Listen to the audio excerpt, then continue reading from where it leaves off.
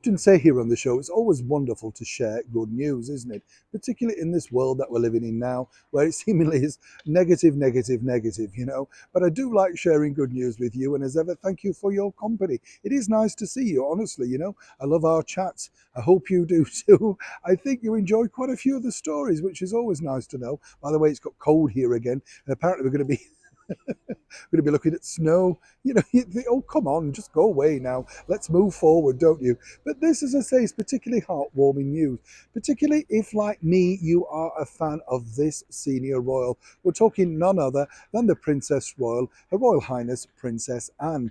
It's fascinating with her story when you think, because as she's openly pointed out in conversations, that she never saw herself as a spare. She was a working member of the British monarchy, got on with it, struggled a little bit in her 20s, as we knew, but really found her feet in her sort of passion and love for horse riding and competitive horse jumping and stuff like that. And then really just made her mark.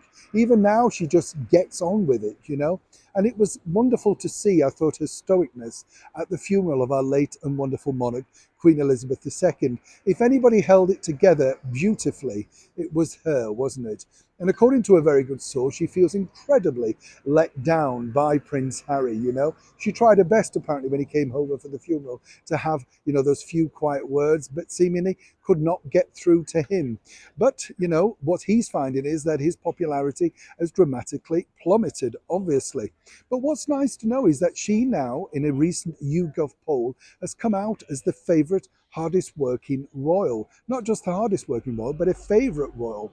And I find that fascinating in some respects, because she doesn't, as I say, court publicity. In the times that I've worked with her, she simply just gets on with the job, turns up, knows exactly why she's there, very interested in the subject matter, always tries to fit in a visit for a lighthouse, if there is one. That's one of her passions. And then, goes back and simply doesn't really care whether it gets in the media or not. She wants it in the media for the simple fact that she wants to highlight the charity that's concerned, but she's not flag waving in desperation or anything like that.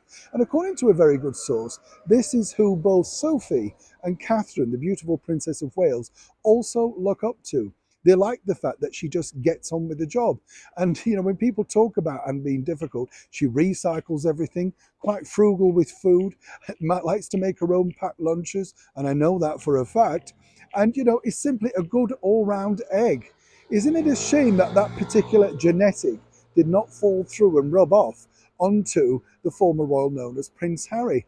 But on a more serious note, according to a very good source close to the Princess Royal, she is really concerned, worried, and trying to be as supportive and as helpful as she possibly can to her elder brother, the King, His Majesty King Charles III.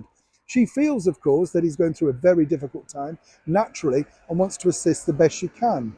But as she pointed out, children are difficult unless they're managed. Now, you couldn't say, could you, that Princess Anne's children are not well managed? No problems there, you'll notice.